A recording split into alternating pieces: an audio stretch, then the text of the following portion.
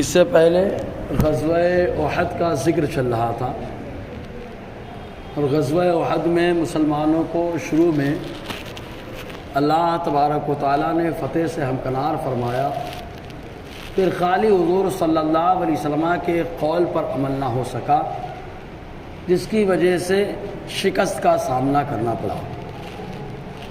ابھی کی جو آیت کریمہ ہے، اس آیت کریمہ میں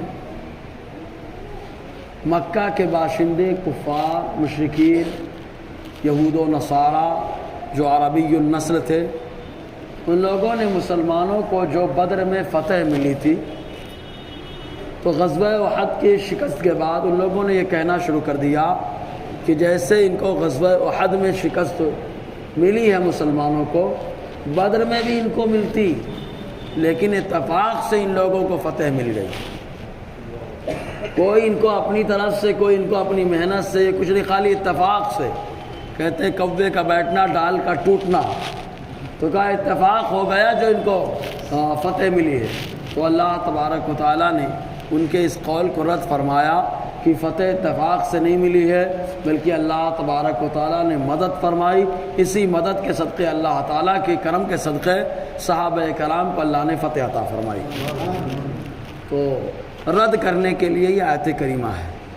اللہ تبارک و تعالیٰ ارشاد فرماتا ہے وَلَقَدْ یقیناً، اتفاقاً نہیں، وَلَقَدْ یقیناً نصرکم اللہ، اللہ نے تمہاری مدد کی۔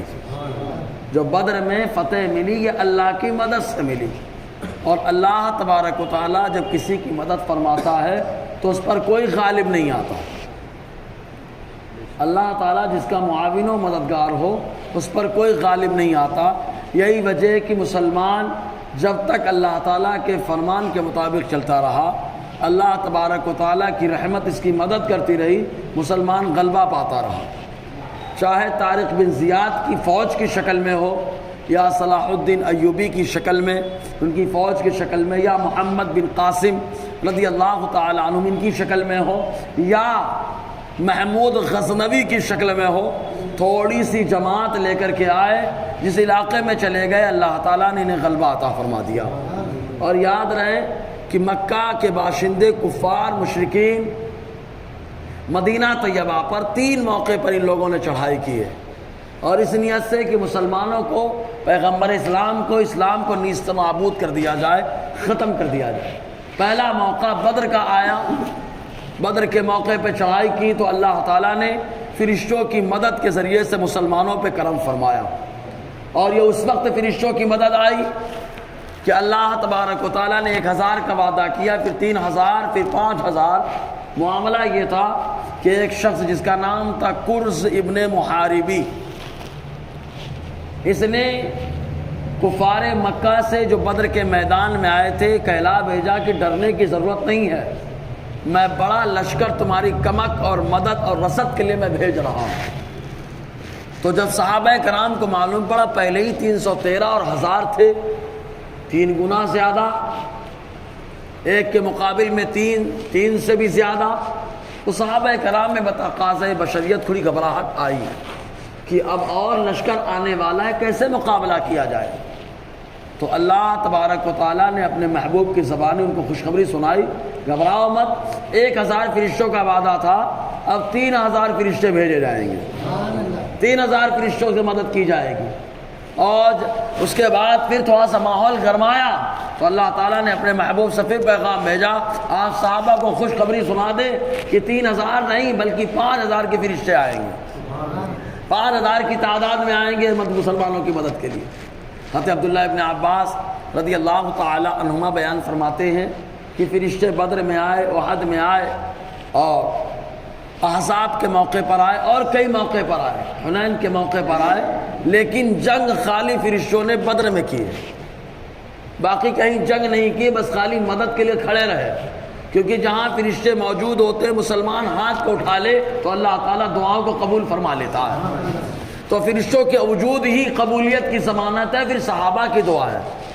ان کے بارے میں تو میرے نبی نے یوں ارشاد فرمایا، ترمذی شریف کی حدیث پاک، اللہ کے نبی صلی اللہ علیہ وسلم فرماتے ہیں ایک وہ وقت آئے گا کہ لوگ جنگ میں جائیں گے، تو جنگ میں کامیابی کے لیے پوچھیں گے کیا کوئی ایسا ہے جو حضور کے ساتھ رہا ہے، یعنی کوئی صحابی موجود ہے؟ اگر کوئی صحابی ہوگا تو ان کے وجود کی برکت سے اللہ تعالیٰ فتح عطا فرمائے گا، اور اس کے بعد اگر صحابی نہ ہو پھر لوگ پوچھیں گے کیا کوئی ایسا ہے جو صحابی کا ساتھی ہو، یعنی تابعی؟ تو اگر وہ موجود ہوں گے تو اللہ تعالیٰ ان کے صدقے مسلمانوں کو فتح عطا فرمائے گا۔ ترمذی شریف کی حدیث پاک ہے۔ تو صحابہ کی دعا تو ایسے ہی قبول ہے، ان کا وجود ہی کامیابی کی ضمانت ہے۔ ایک اللہ کا ولی خالی ہاتھ اٹھا دے تو جو سومنات فتح نہیں ہوتا، اللہ تبارک و تعالیٰ 18ویں حملے پہ فتح عطا فرما دیتا ہے۔ یہی تو ہوا تھا۔ ابو الحسن خرقانی رحمۃ اللہ علیہ کی بارگاہ میں محمود غزنوی نے پیغام بھجوایا، کہا سرکار فتح نہیں ہو رہا معاملہ، بڑے حملے ہم نے کر دیے، پے در پے حملے کیے لیکن فتح نہیں ہے۔ کہا آج کی رات میں جب سب سو جائیں تو جس کے خیمے میں چراغ جلتا رہے اس کے پاس چلے جانا، اس سے جو ہے دعا کرا لینا۔ محمود غزنوی آئے تو ابو الحسن خرقانی رحمۃ اللہ علیہ، ان کے مرید اور خلیفہ موجود جنگ میں، سارے سپاہی آرام کرنے لگے، ان کے خیمے کا چراغ جل رہا ہے، پورا خیمہ روشن ہے، جلتا ہوا چراغ دیکھا، محمود غزنوی پہنچ گئے، کہا دعا کر دیجئے۔ کہا میں اس قابل کہاں؟ کہا آپ اس قابل نہیں، لیکن آپ کے مرشد نے آپ سے دعا کرانے کا حکم دیا ہے۔ ان کے پاس ابو الحسن خرقانی رحمۃ اللہ علیہ کا کرتا تھا، انہوں نے ہاتھ اٹھا کر کے دعا کر دی، اللہ تعالیٰ نے سومنات پر فتح عطا فرما دی۔ تو اللہ کا نیک بندہ خالی اس کا وجود ہی کافی ہوتا ہے، وہ موجود ہو جائے اللہ فتح عطا فرما دیتا ہے، کامیابی عطا فرما دیتا ہے۔ ورنہ اکثر جو پہلے آتے رہے مقابلہ کرتے رہے، دیکھو آپ جگہ جگہ شہیدوں کی جماعت موجود ہے، یہ کچھ مقام رکھتے ہیں تبھی تو اللہ تعالیٰ نے شہادت کا منصب عطا فرمایا، کیونکہ شہادت سب کو نہیں دی جاتی ہے، جسے اللہ پسند کرتا ہے اسے شہادت کا موقع عطا فرماتا ہے۔ جی تو یہ اس وقت مدد آئی جب کرز ابن محاربی نے کہا تھا میں لشکر لے کر کے آ رہا ہوں، تو اللہ تعالیٰ نے خوشخبری سنائی، تو یہ اللہ تعالیٰ فرماتا ہے بلا قد یقیناً نصرکم اللہ، اللہ نے تمہاری مدد کی ہے، اتفاق نہیں ہوا کہ اچانک جو ہے فتح مل گئی ہو، یہ اتفاق نہیں ہے کہ اتنے بڑے بڑے سردار مارے گئے اور 70 بڑے بڑے سردار گرفتار کر لیے گئے، یہ اتفاق سے نہیں ہوا، بلکہ اللہ تعالیٰ کی مدد اور اللہ تعالیٰ کے کرم سے ہوا۔ کئی ایسے موقع آئے، خود حضور کے چچا عباس رضی اللہ تعالی عنہ، ان کو کس نے گرفتار کیا؟ ایک صحابی کہتے ہیں کہ میں حضور کے چچا عباس جو حضور سے بڑی محبت کرتے تھے، بدر میں یہ آنا نہیں چاہتے تھے، زبردستی ان کو لایا گیا تھا۔ حضور نے خود فرمایا میرے چچا عباس کو پانا تو سختی مت کرنا، کیونکہ وہ دل سے نہیں آئے، ان کو زبردستی لایا گیا ہے، زبردستی لایا گیا۔ تو حضرت عباس کو کیسے پکڑا گیا؟ صحابی جو پکڑ کر لائے وہ کہتے ہیں میں دبلا پتلا، ایک دم دبلا پتلا، حضرت عباس لحیم شہیم، لمبے تڑنگے، جسامت نے مضبوط، میں ان کے اوپر قابو نہیں پا سکتا تھا، لیکن میں نے دیکھا کہ دو نورانی چہرے والے آئے جن کو میں نے پہلی بار دیکھا تھا، ان دونوں نے پکڑ کر رسی میں باندھ کر میرے حوالے کر دیا تھا۔ تو اللہ تعالیٰ نے ایسی مدد فرمائی ہے۔ تو اللہ تعالیٰ فرماتا ہے یقیناً اللہ نے مدد کی ہے تمہاری بے بدر کے مقام پر۔ بدر یہ مکہ اور مدینے کے بیچ میں ایک جگہ ہے، جو حج کرنے کے ان کو معلوم ہے۔ یہ بدر جو ہے ایک شخص تھا جس کا نام تھا بدر ابن عامر۔ بدر ابن عامر نے اس میدان میں، چونکہ وہ مدینہ مکہ سے اکثر مدینہ ہو کر کے شام کی طرف سفر ہوتا تھا، تو اب راستے میں کنویں کی ضرورت تھی کہ کنواں ہو تو پانی پیا جائے، وہاں پہ خیمہ، وہاں پہ ٹھہرے، وہاں پر جو ہے قافلہ آ کر کے رکے۔ تو بدر ابن عامر اس نے کنواں کھدوایا تھا، تو اسی کے نام سے وہ کنواں چلا جس کو بدر کہا جاتا تھا، بدر کا کنواں، چاہے بدر۔ لیکن اس کے بعد جو وہ میدان تھا، پورا میدان اسی کنویں کی نسبت سے بدر کہلایا۔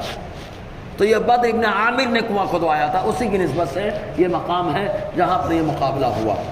بے بدر وانتم اذلہ، جبکہ تم اذلہ تھے۔ اذلہ دیکھو یہ لفظ سمجھنا، اس کا واحد کیا ہوتا ہے معلوم؟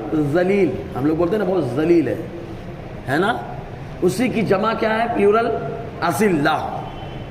تو یہاں اگر اس معنی میں دیکھیں گے تو کیا ہوگا؟ وَأَنْتُمْ أَذِلَّةٌ، اور تم ذلیل تھے، بولو معاذ اللہ۔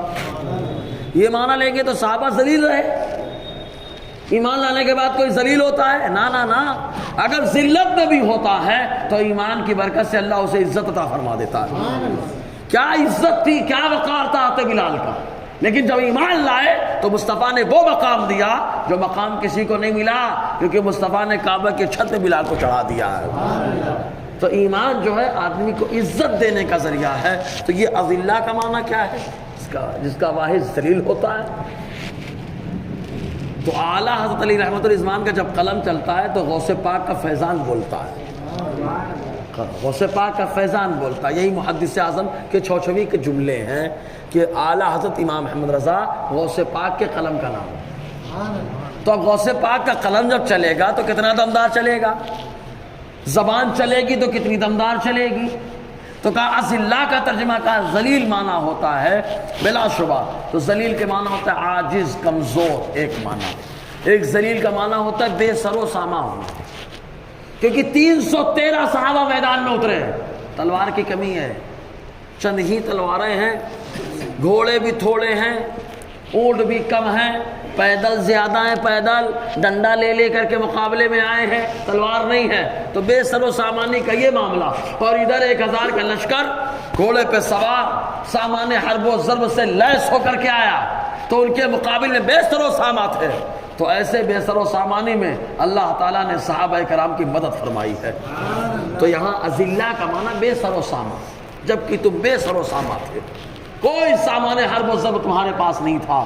اعلیٰ علی رحمۃ الرضوان نے اس کو بڑے اچھے انداز میں کہا، عزت بعد پہلے کہا کثرت بعد قلت پہ بے حد درود، عزت بعد ذلت پہ لاکھوں سلام، ہے نا۔ بعد ذلت بھی کہہ سکتے ہیں، بعد ذلت بھی کہہ سکتے ہیں۔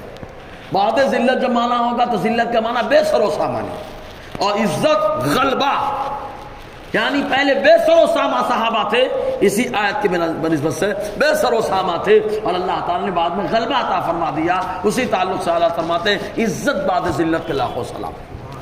اور اس کو بعد کے بجائے بعد بھی پڑھ سکتے ہیں، بعد مانے دور کرنے والا، دور کرنے والا، عزت غلبہ، بعد ذلت، ذلت کو دور کرنے والا۔ کیونکہ جب آدمی دبا رہتا ہے، لچا رہتا ہے، تو کوئی بھی اس کو ٹھوکر مارتا ہے، ذلیل کرنے کی کوشش کرتا ہے۔ لیکن اللہ نے اسلام کو ایسا غلبہ عطا فرمایا کہ سارے صحابہ جن کو کفار گری ہوئی نظروں سے دیکھتے تھے، میرے مولا نے انہیں ہدایت کا ستارہ بنا دیا ہے۔ تو عزت بعد ذلت، ذلت کو دور کرنے والی عزت پہ لاکھوں سلام، ہے نا۔ تو اللہ تعالیٰ نے یقیناً مدد کی تمہاری، اللہ نے بدر کے مقام پہ، وَأَنْتُمْ أَذِلَّةٌ، جبکہ تم بے سر و ساما تھے۔ جب اللہ نے ایسی مدد فرمائی ہے تو اب مدد کا تقاضا یہی ہے کہ اب اللہ کے لیے بندہ صاف ستھرا رہے، اپنے اندر کچھ لائے نا، کیونکہ اللہ مدد کر رہا ہے، اللہ تعالیٰ غلبہ عطا فرما رہا ہے، اللہ تعالیٰ کفار کو شکست دے رہا ہے۔ پھر آپ ایک سوال ضرور کریں گے، جب اللہ تعالیٰ فرشتوں کے ذریعے سے مسلمانوں کی مدد کر رہا ہے تو مسلمان مغلوب کیوں ہے؟ مسلمان مغلوب کیوں ہے؟ دبا ہوا کیوں ہے؟ ابھرا ہوا کیوں نہیں ہے؟ غالب کیوں نہیں ہے؟ سمجھ رہے کہ نہیں؟ اعتراض یہ غیروں کی طرف سے اعتراض ہوتا ہے۔ تو پہلے تو ایک بات یہ کہ یہاں پہ جو مدد کی بات ہوئی ہے بدر کی بات ہوئی ہے۔ کہاں کی بات ہوئی ہے؟ بدر۔ اللہ نے غلبہ عطا فرمایا ہے، اس میں کوئی شبہ نہیں۔ دوسری بات، اللہ تبارک و تعالیٰ جن صفات کے ساتھ غلبہ عطا فرماتا ہے، کیا وہ صفات ہمارے اندر ہیں؟ وَأَنْتُمُ الْأَعْلَوْنَ إِن كُنتُم مُؤْمِنِينَ، تم ہی غالب رہو گے، شرط یہ کہ ایمان والے رہو۔ تو خالی کلمہ پڑھ لینا کہ ایمان ہے، لیکن ایمان کے اندر نکھار کس سے آ رہا ہے؟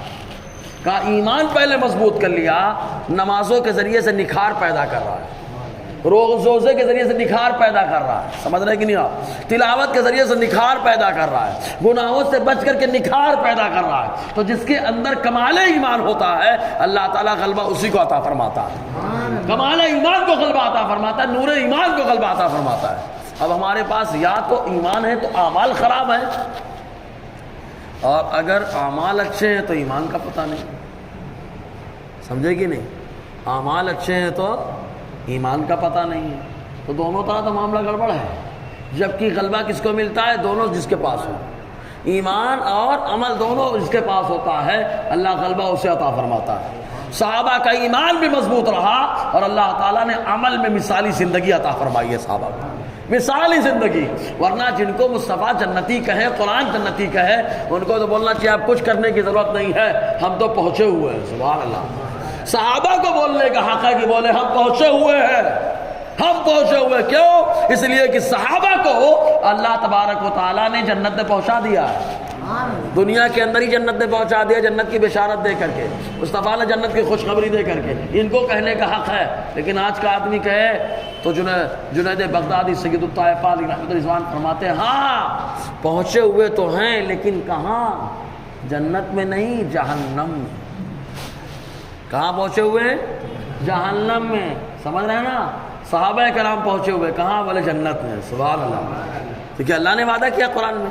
جی تو اللہ نے مدد فرمائی، جب ایسی مدد فرمائی تو اللہ سے ڈرنا چاہیے۔ پھر فاتقوا اللہ، تو رب فرماتا ہے ایسی مدد ہم نے کی ہے تو ہر وقت تم کو ڈرنا چاہیے، خوف کرنا چاہیے، خوف الہی رکھنا چاہیے، اللہ کا خوف دل میں ہونا چاہیے۔ کیوں؟ اس لیے کہ جو پروردگار تھوڑے کو غلبہ عطا کر دیتا ہے، اگر تمہارے دل میں خوف نہیں رہا، شرارت آ گئی، خباثت آ گئی تو تم کو بھی مغلوب کر سکتا ہے۔ اور وہی ہو رہا ہے آج کے دور میں، جگہ جگہ ٹھوکریں کھا رہے ہیں۔ کہا کیوں کھا رہے ہیں؟ کیونکہ حرکتیں مسلمانوں پہ سب سے زیادہ ابھی مغربی تہذیب کا بھوت چڑھا ہوا ہے، مسلمانوں پہ زیادہ چڑھا ہوا ہے۔ غیر تو اپنے حساب سے چل رہے ہیں، وہ ہماری تہذیب ہے، ہماری پرمپرا، لیکن مسلمان کو زیادہ ہی اس میں ملوث نظر آ رہا ہے۔ اور مغرب سے جب بھی سورج نکلتا ہے تو قیامت لے کر کے آتا ہے، تو جب مغرب سے سورج قیامت لے کر کے آئے گا تو مغربی تہذیب قیامت کی نشانی ضرور بن کر کے آئے گی۔ تو ہم لوگ قیامت کی نشانی بننے کے لیے تیار ہیں۔ جی تو اللہ تعالیٰ فرماتا ہے ڈرو لعلکم تشکرون، یقیناً جب تم ڈرو گے تو شکر کے کلمات نکلیں گے کہ میرا مولا میری مدد کرتا ہے، میرا مولا میری مدد کرتا ہے، یقیناً میرا مولا مجھے کھلاتا ہے، میرا مولا مجھے پلاتا ہے، میرا مولا مجھے جلاتا ہے، میرا مولا چاہے تو موت دے دے، میرا مولا چاہے تو عزت عطا فرمائے، میرا مولا چاہے تو غلبہ عطا فرمائے۔ تو شکر کی زبان کھلنے لگے گی پھر، کیونکہ عام طور سے دیکھنے میں کیا آتا ہے ہماری قوم میں خاص طور سے کہ شکر کے کلمات نہیں نکلتے ہیں۔ اچھا ہوا تو بولے میں نے کیا، صحیح ہے نا؟ اچھا ہوا تو میں نے کیا، برا ہو گیا تو اللہ کی مرضی، یہ جملے رہتے ہیں۔ جبکہ برا کام ہو تو نفس کی طرح بولے، برا کام ہو شامت اعمال کا نتیجہ ہے، اچھا ہو گیا تو میرے رب نے کرم فرما دیا، سمجھے نا؟ تو اللہ تعالیٰ اور کرم پہ کرم فرماتا ہے۔ لئن شکرتم لازیدنکم، شاید کہ تم شکر ادا کرو۔ اب اس کے بعد اللہ تبارک و تعالیٰ مدد کا انداز بتا رہا ہے۔ جب کرز ابن محاربی نے کہا تھا کہ ہم کمک اور مدد بھیج رہے ہیں، تب ایسی صورت میں صحابہ کرام کو معلوم پڑا تو جنگ کے دوران ٹینشن ہو گیا کہ یہ 1000 ہم 313 مقابلے میں پہلے ہی زیادہ ہیں، اب اور لشکر آنے والا ہے۔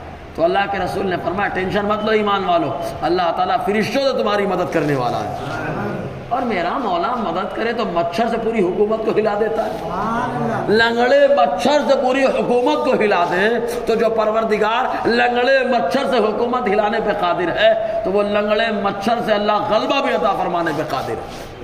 سمجھ رہے کہ نہیں؟ تو اللہ تعالیٰ کی قدرت بہت بڑی ہے۔ بندہ خالی اللہ تعالیٰ کی قدرت کو لینے کی طاقت تو رکھے۔ پانی گٹر میں جاتا ہے تو میلا ہو جاتا ہے، خراب ہو جاتا ہے، لیکن الحمدللہ بالٹی میں آتا ہے تو خود تو صاف ہوتا ہے، ہمیں بھی صاف کر دیتا ہے۔ اللہ کی رحمت آ رہی ہے، لینے والا کیسا یہ دیکھنا ہے، ہم کس زاویے سے لے رہے ہیں، کس انداز میں لے رہے ہیں، تو اللہ کی مدد بھی آئے گی۔ تو اللہ تعالیٰ فرماتا ہے جب تم کہہ رہے تھے اذ تقول للمؤمنین، جب تم کہہ رہے تھے محبوب ایمان والوں سے، کس سے؟ اچھا بدر میں، احد میں اللہ تعالیٰ نے مدد بھیجی، بدر میں مدد بھیجی، تو کن سے حضور کہہ رہے تھے؟ ایمان والوں سے۔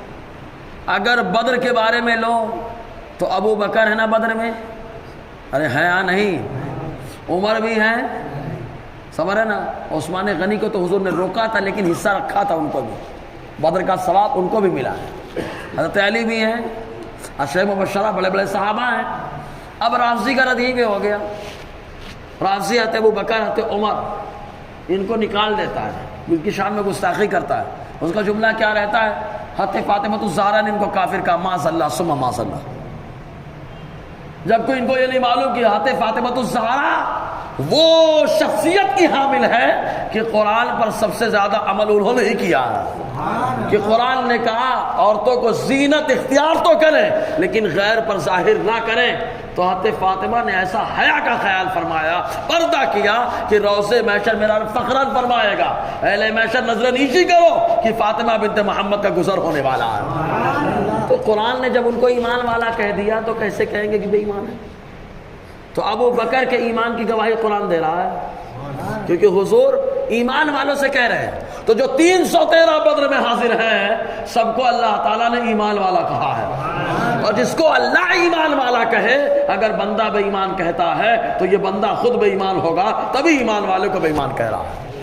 سمجھ رہے کہ نہیں آپ؟ قرآن کہہ رہا ہے ایمان والے۔ اور اگر ٹھیک ہے بدر پہ نہ لے گئے، کہا احد والوں کے بارے میں کہا، تو ہم کہیں گے اور آسانی ہو جائے گی۔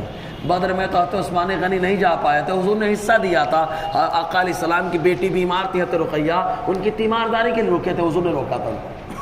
لیکن احد میں آؤ گے تو چاروں خلفہ مل جائیں گے، سبحان اللہ، ابو بکر بھی، عمر بھی، علی بھی، عثمان بھی، سبحان اللہ، چاروں موجود ہیں۔ جب کہا چاروں مل گئے تو مصطفیٰ ایمان والوں سے کہہ رہے ہیں، تو کہا چاروں ایمان والے ہیں۔ کہا جب چاروں ایمان والے تو رافضیوں کا رد ہوا کہ ابو بکر و عمر کے ایمان کی گواہی قرآن دے رہا ہے، رافضیوں کا رد ہو گیا، اور خارجیوں کا رد ہو گیا کہ قرآن حضرت عثمان حضرت علی کی عظمت اور ایمان کی گواہی دے رہا ہے۔ سمجھے نا، دونوں کا رد ہو رہا ہے۔ اللہ تعالیٰ فرماتا ہے جب محبوب آپ کہہ رہے تھے ایمان والوں سے کیا، ان لن یکفیکم ان یمدکم ربکم بثلاثۃ آلاف من الملائکہ منزلین، کیا تم کو کافی نہیں ہے کہ تمہارا رب تمہاری مدد کرے بثلاثۃ آلاف من الملائکہ، 3000 فرشتوں کے ذریعے سے۔ کس کے ذریعے سے؟ 3000 فرشتے منزلین، جو آسمان سے اتریں گے، زمین والے نہیں، آسمان والے۔ جبکہ اس میں حضرت جبرائیل بھی آئے تھے، خیزوم گھوڑے پہ سوار ہو کر کے، گھوڑی جو تھی سوار ہو کر کے جبرائیل آئے۔ پچھلی قوموں کو تباہ کرنے کے لیے اتنے ڈھیر فرشتے نہیں بھیجے گئے، ایک جبرائیل کافی رہے۔ قوم لوط کو تباہ، جب عذاب آیا تو حضرت جبرائیل نے زمین کے خطے کو اٹھایا، آسمان تک بلند کیا اور وہیں سے پلٹ دیا، خالی حضرت جبرائیل نے پلٹ دیا۔ ذرا سوچو، جب ایک فرشتے کے اندر اللہ نے اتنا پاور دے دیا ہے، یہاں تو 3000 آنے والے ہیں، یہاں تو 3000 آنے والے ہیں، پھر 5000 کا رب نے وعدہ فرمایا۔ ذرا سوچے کتنی طاقت ساتھ میں آ رہی ہے۔ اور اتنی بات تو کلیئر ہے، جب فرشتوں میں اتنی طاقت ہوتی ہے تو سوچیں سارے نبی، سارے فرشتے، جن کے جو امام ہیں ہمارے مصطفیٰ، ہمارے نبی، ان کی اللہ نے ان کے اندر کتنی طاقت عطا فرمائی ہوگی۔ یہی وجہ کہ جبرائیل نے اکھاڑ کر کے پھینک دیا، مصطفیٰ نے خالی بول دیا تو پتھر چلنے لگا۔ بتایا جبرائیل تم میری امت ہو اس لیے تم ہاتھ لگا کے کرتے ہو، میں سب کا نبی ہوں اس لیے زبان سے بولتا ہوں کام ہو جاتا ہے۔ اور حضور کو تو کبھی کبھی بولنا بھی نہیں پڑا، خالی ان کو دیکھ کر کے کام ہو رہا ہے۔ جی، تو اللہ تعالیٰ فرماتا ہے کیا تمہارے لیے کافی نہیں ہے کہ اللہ تبارک و تعالیٰ تمہاری مدد کرے 3000 اترتے ہوئے فرشتوں کے ذریعے سے؟ ٹھیک ہے، اب آگے احد میں چڑھائی کیا، بدر میں چڑھائی کیا، غزوہ خندق میں تو چڑھائی جو ہوئی تو اسی کے اوپر انشاءاللہ کچھ روشنی رہے گی۔ اللہ تبارک و تعالیٰ اپنے حبیب